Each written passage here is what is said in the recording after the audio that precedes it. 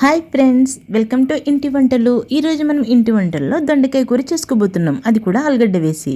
ఇదిగోండి దొండకాయ ముక్కలు ఇలా సన్నగా తరిగి పెట్టుకోవాలన్నమాట. ఇంత సన్నగా తరుక్కుంటేనే దొండకాయ చక్కగా మగ్గుతుందండి. చూడండి, ఈ మాత్రం సన్నగా ఉంటేనే దొండకాయలు చక్కగా మగ్గుతాయి. ఇక మనం దొండకాయలు కోసేసుకున్నాము. నేను ఉల్లిగడ్డ కోసేసుకున్నాను, అలాగే పచ్చిమిర్చి కూడా రెడీగా పెట్టుకున్నాను. అందులో వేయడానికి ఆలుగడ్డలు 2 తీసుకుంటున్నాను. 1/2 కేజీ దొండకాయలండి, అందులోకి ఒక 2 ఆలుగడ్డలు, అలాగే కాస్త కొత్తిమీర కూడా రెడీగా పెట్టుకున్నాను. ఇక ఆలుగడ్డలు కూడా మనం సన్నగా కట్ చేసుకోవాలండి, మరీ లావుగా కట్ చేసుకోకూడదు. ఎందుకంటే దొండకాయలు సన్నగా ఉన్నాయి కాబట్టి, వాటితో పాటు ఇవి కూడా చక్కగా మగ్గాలి కాబట్టి ఆలుగడ్డ చూసుకొని సన్నగా తరుక్కోండి. ఇక 2 రెడీగా ఉన్నాయి కదండి మనకి. ఆలుగడ్డ, ఉల్లిగడ్డ, పచ్చిమిర్చి, దొండకాయలు అన్నీ రెడీగా ఉన్నాయి. ఇక మనం స్టవ్ మీద కళాయి పెట్టేసుకొని తాలింపుకు రెడీ చేసుకుందాము. నేను స్టవ్ మీద కళాయి పెట్టేసుకున్నాను. అలాగే స్టవ్ ఆన్ చేసేసి కావాల్సినంత నూనె కూడా వేసేసుకుంటున్నాను. సరిపడా నూనె వేసుకోండి, ఫ్రై కాబట్టి చక్కగానే పడుతుంది. ఇక నూనె వేడెక్కగానే మనం తరిగి పెట్టుకున్న ఉల్లిపాయలు ఏవైతే ఉన్నాయో, ఉల్లిపాయలు, పచ్చిమిర్చి, అలాగే కాస్త కరివేపాకు కూడా వేశారనుకోండి, కమ్మదనం ఆటోమేటిక్గా వచ్చేస్తుంది. ఫ్రై ఐటెం కాబట్టి కరివేపాకు వేయడం ఖచ్చితంగా మర్చిపోకండి, ఎందుకంటే అప్పుడే కమ్మగా ఉంటుంది కర్రీ. ఇక వెంటనే ఆలుగడ్డ ముక్కలు కూడా వేసేసుకోండి. ఉల్లిపాయలతో పాటు వేసేయచ్చండి, కాకపోతే ఒక్కొక్కటి వేస్తున్నాను నేను. ఉల్లిపాయలు వేసుకొని వెంటనే మనము ఆలుగడ్డ కూడా వేసేసుకొని, ఆ తర్వాత పసుపు కూడా కాస్త వేసేసి చక్కగా కలిపేసుకోండి.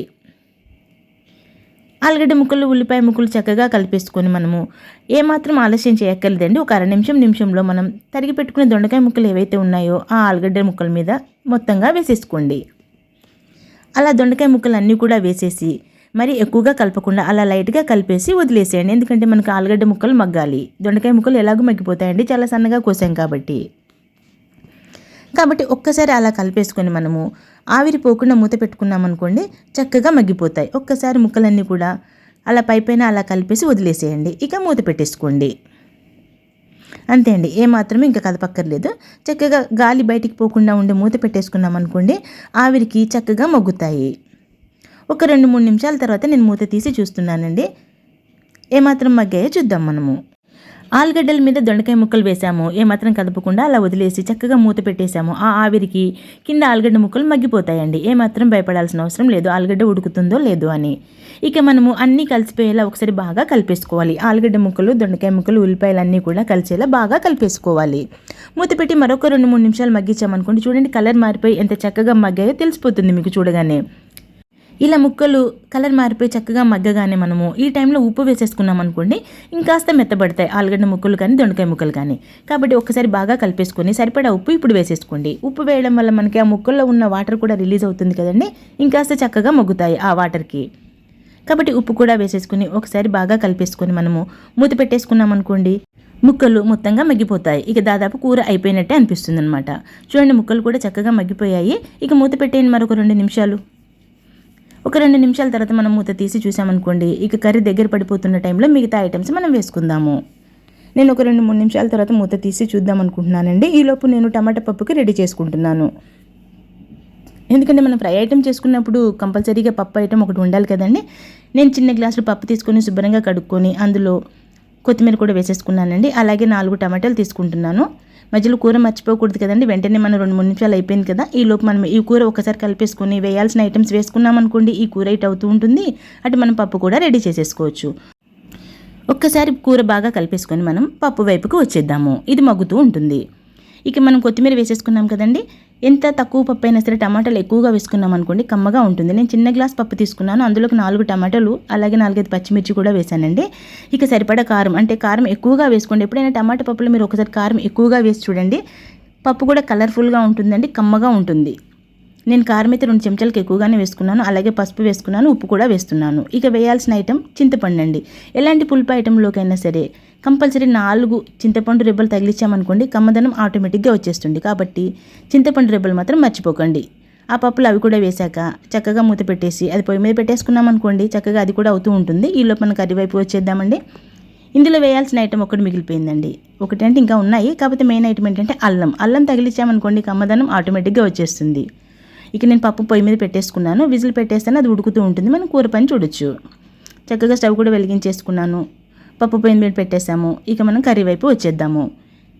మధ్యలో ఆయిల్ కాస్త అటు ఇటుగా అనుకొని మనము ఆ ప్లేస్లో కాస్తంత అల్లం తగిలిచ్చేద్దామండి. నేను కాస్తంత అల్లం వేసుకున్నాను. మధ్యలో అలా వేయడం వల్ల చక్కగా వేగుతుందండి. ఒకేసారి కూర అంతా కలపకుండా అలా మధ్యలో వేసి కాస్త వేగాక మిగతా పనిలోకి వెళ్దాం మనము. అలాగే అల్లం వేసాం కదండి, ఇదే టైంలో మనం జీలకర్ర ధనియాల పౌడర్ కూడా వేసేసుకుందాము. ఒకసారి అలా కలిపేసి జీలకర్ర ధనియాల పౌడర్ కూడా వేసేసుకోండి. అల్లం కాస్త పచ్చివాసన పోవాలి కాబట్టి నేను మధ్యలో వేసానండి. అలా 2 నిమిషాలు వేగనివ్వండి. చక్కగా ధనియాలు జీలకర్ర పౌడర్ కూడా వేసేసి ఒక్కసారి అన్నీ కలిసేలా బాగా కలిపేసుకోండి. చక్కగా అది కూడా అలా కలిపేసుకున్నాక సరిపడా కారం కూడా వేసేసుకోండి. ఇప్పుడే నేను ఒక 2 స్పూన్స్ వరకు వేసుకున్నానండి కారం. ఇక వేయాల్సినవన్నీ అయిపోయాయండి. ఇంకా వేయాల్సింది ఒక కొత్తిమీర మాత్రమే, అది లాస్ట్లో వేసుకుందాము. కారం కూడా వేశాక కర్రీ అంతా ఒక్కసారి బాగా కలిపేసుకొని మనము కాసేపు వేగనిద్దాము. ఈలోపు మనకు పప్పు కూడా పక్కన రెడీ అయిపోతుంది. తాలింపు పెట్టేసుకోవచ్చు కూర దించేసి. ఇక ఒకసారి మనం కర్రీ అంతా బాగా ఆ కారం కలిసేలా చక్కగా కలిపేసుకోండి. ఒక 2-3 నిమిషాల పాటు మగ్గనివ్వండి.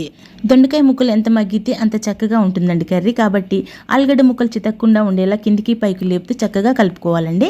ఇక కర్రీ దాదాపు అయిపోయింది. ఇక లాస్ట్లో మనం కాస్త కొత్తిమీర తగిలిచ్చేసి ఒక్కసారి ఆ కొత్తిమీర అంతా కర్రీ కలిసేలా ఒక్కసారి కలిపేసుకొని చక్కగా మూత పెట్టేసుకొని స్టవ్ ఆఫ్ చేసేసుకుందాము. అంతే, మనకు కావాల్సిన దొండకాయ ఆలుగడ్డ కూర రెడీ అయిపోయింది. ఇక మనం ఈ కర్రీని పక్కకు పెట్టేసుకొని మనం పప్పు తాలింపు వేసుకుందాము. చూడండి, చక్కగా తయారైంది కర్రీ. ఇక మూత పెట్టేసి మనం స్టవ్ ఆఫ్ చేసేసుకుందాము. ఆ తర్వాత పప్పు తాలింపులోకి వచ్చేద్దాము. దాదాపు పప్పు ఉడికిపోయిందండి. నేను స్టవ్ ఆఫ్ చేసేసుకున్నాను. ఇక తాలింపు కూడా రెడీ చేసేస్తున్నాను. గిన్నె పెట్టాను, స్టవ్ వెలిగించాను. అక్కడ గిన్నె వేడెక్కుతూ ఉంటుంది. ఈలోపు మనం పప్పు మెదిపేసుకోవచ్చండి. పప్పు దాదాపుగా మనకు మరీ మెత్తగా ఉడకకూడదండి. ఇలా పప్పులుగా ఉందనుకోండి, చాలా చక్కగా ఉంటుంది పప్పు.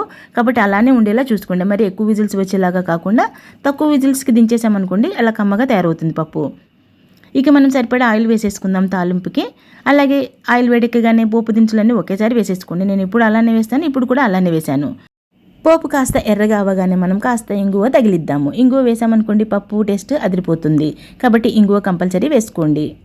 నేను కాస్త ఇంగువ వేశాను. అలాగే తాలింపు వేగే వరకు కాస్త ఆగేసి మనము పోపు ఎర్రగా అయ్యిందనగానే మనం స్టవ్ ఆఫ్ చేసేసుకుందాము. ఎందుకంటే ఆ వేడికి ఇంకాస్త వేగుతుంది. ఈలోపు మనం పప్పు దగ్గరగా పెట్టుకొని రెడీగా ఉంచుకుందాము. కాస్త చల్లారాక వేద్దామండి. అసలు మామూలుగానే పైకి చిందుతుంది చల్లారినా సరే. ఇక నేను కాస్త చల్లగా అవ్వగానే పప్పు అందులో వేసేసుకుంటున్నాను. పప్పు మొత్తంగా అందులో వేసేసుకొని వెంటనే మూత పెట్టేసేయండి. తాలింపు వాసన బయటికి పోకుండా ఉంటుంది. చక్కగా మూత వెంటనే పెట్టేసేయండి. ఇక మనకు కావాల్సిన కమ్మని టమాటా పప్పు రెడీ అయిపోయింది. చూడండి ఎంత కమ్మగా తయారైందో. చూడడానికే ఇంత చక్కగా అనిపిస్తుంటే ఇక తింటే ఎంత కమ్మగా ఉంటుందో ఒక్కసారి మీరు చేసుకొని చూడండి. అలాగే దీనిలో కాంబినేషన్ మనం దొండకాయ ఆలుగడ్డ కూర ఆల్రెడీ చేసి పెట్టేసుకున్నాము. ఇక మనం డిష్ అవుట్ చేసేసుకొని చూద్దాము. ఫస్ట్ టమాటా పప్పు చూడండి ఎంత ఎర్రగా చక్కగా తయారైందో. నేను చెప్పాను కదా, కారం ఎక్కువగా వేసుకుంటే ఇలా మనకి చక్కగా కలర్ఫుల్గా ఉంటుందండి. తిన్నప్పుడు కూడా చాలా కమ్మగా ఉంటుంది. అలాగే ఇందులోకి కాంబినేషన్ మనకి దొండకాయ ఆలుగడ్డ, ఇది అది కలుపుకొని తింటూ ఉంటుంది కదండి, చాలా రుచిగా ఉంటుంది. ఒక్కసారి మీరు కూడా ఇలా దొండకాయ ఆలుగడ్డ ట్రై చేయండి. అలాగే కాంబినేషన్ టమాటా పప్పు లేదంటే పచ్చిపులుసు, మీ ఇష్టం ఏదైనా సరే, ఇలా మాత్రం కర్రీ చేసుకోండి. దానిలో కాంబినేషన్ పప్పు కానీ పచ్చిపులుసు కానీ టమాటా చారు కానీ ఏదైనా సరే అదిరిపోతుందండి. ఒక్కసారి మీరు కూడా ఇలా ట్రై చేస్తారని అనుకుంటున్నాను. ఇక నా పనుల్లోకి నేను వెళ్ళిపోతానండి. మీ పనులు మీరు చూసుకోండి. Thanks for watching. లైక్ చేయండి, షేర్ చేయండి, సబ్స్క్రైబ్ చేసుకోవడం మాత్రం మర్చిపోకండి. కొత్తగా చూసేవాళ్ళు ఖచ్చితంగా సబ్స్క్రైబ్ చేసుకుంటారని అనుకుంటున్నాను. Thank you.